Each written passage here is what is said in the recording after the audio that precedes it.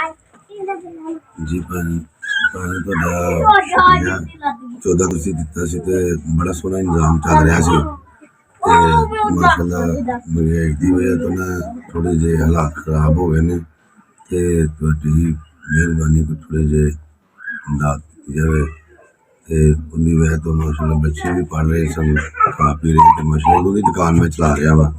ਤੇ ਹੁਣ ਥੋੜਾ ਜਿਹਾ ਨਿਜ਼ਾਮ ਮਹਿੰਗਾਈ ਦੀ ਵਜ੍ਹਾ ਤੋਂ ਖਰਾਬ ਹੋ ਗਿਆ ਤੇ ਭਾਵੇਂ ਮਹਿੰਗਾਈ ਬੜੀ ਹੋ ਗਈ ਉਹਨੇ ਤੇ ਮੇਰੀ ਨਾ ਦੁਕਾਨ ਜਰਾ ਥੋੜੀ ਖਾਲੀ ਹੋ ਗਈ ਹੈ ਤੇ ਮੈਨੂੰ ਨਾ ਸੌਦਾ ਦਿੱਤਾ ਜਾਵੇ ਲੈ ਕੇ ਤੇ ਮਹਿੰਗਾਈ ਬਹੁਤ ਜ਼ਿਆਦਾ ਹੋ ਗਈ ਹੈ ਤੇ ਮਹਿੰਗਾਈ ਦੀ ਵਜ੍ਹਾ ਤੋਂ ਸੌਦੇ ਘਟ ਗਏ ਨੇ ਤੇ ਸੌਦੇ ਥੋੜੇ ਅੱਗੇ ਮਾਸ਼ਾਅੱਲਾ ਬੜਾ ਸੋਹਣਾ ਵਕਤ ਗੁਜ਼ਰ ਗਿਆ ਸੀ ਤੇ ਕੋਈ ਥੋੜੇ ਜਿਹੇ ਸੌਦੇ ਪਾਏ ਦਿੱਤੇ ਜਾਣ ਮਹਿੰਗਾਈ ਦੀ ਵਜ੍ਹਾ ਤੋਂ ਕਿਉਂਕਿ ਮਹਿੰਗਾਈ ਬਹੁਤ ਹੋ ਗਈ ਹੈ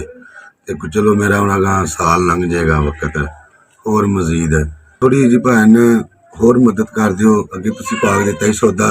ਤੇ ਮੇਰਾ ਨਾ ਬੜਾ ਸਾਲ ਗੁਜ਼ਰ ਗਿਆ ਸੋਹਣਾ ਵਕਤ ਤੇ ਹੁਣ ਕੋਈ ਹੋਰ ਮਜ਼ੀਦ ਗੁਜ਼ਰ ਜਾਏਗਾ ਸਾਲ ਦੋ ਵਕਤ ਥੋੜੀ ਜਿਹੀ ਮਦਦ ਕੀਤੀ ਜਾਵੇ ਸੌਦਾ ਲੈ ਦਿਓ ਮੈਨੂੰ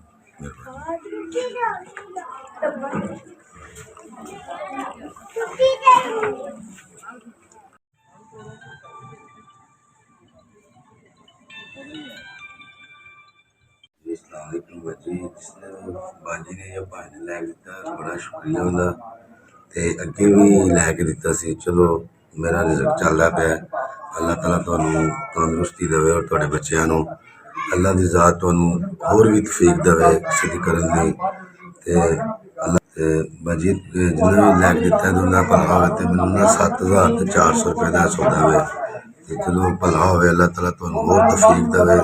ਔਰ ਅੱਲਾਹ ਤਾਲਾ ਤੁਹਾਨੂੰ ਖੈਰ ਕਰੇ ਜਿਸ ਦੀ ਵੀ ਮਦਦ ਹੋਰ ਕਰੋ ਔਰ ਅੱਲਾਹ ਤੁਹਾਡੇ ਮਾਂ ਬਾਪ ਦੀ ਵੀ ਤੰਦਰੁਸਤੀ ਅੱਲਾਹ ਤੁਹਾਡੇ ਬੱਚਿਆਂ ਦੀ ਵੀ ਖੈਰ ਕਰੇ ਅੱਲਾਹ ਤੁਹਾਡੇ ਕਾਰੋਬਾਰ 'ਚ ਬਰਕਤ ਪਾਵੇ ਤੁਸੀਂ ਦਿੰਦੇ ਰਹੋ ਮੇਰੇ ਵਰਗੇ ਮਾੜੇ ਗਰੀਬਾਂ ਬੰਦਿਆਂ ਨੂੰ ਦੁਆਵਾਂ ਦਿੰਦੇ ਰਹਿਣ ਤੁਹਾਨੂੰ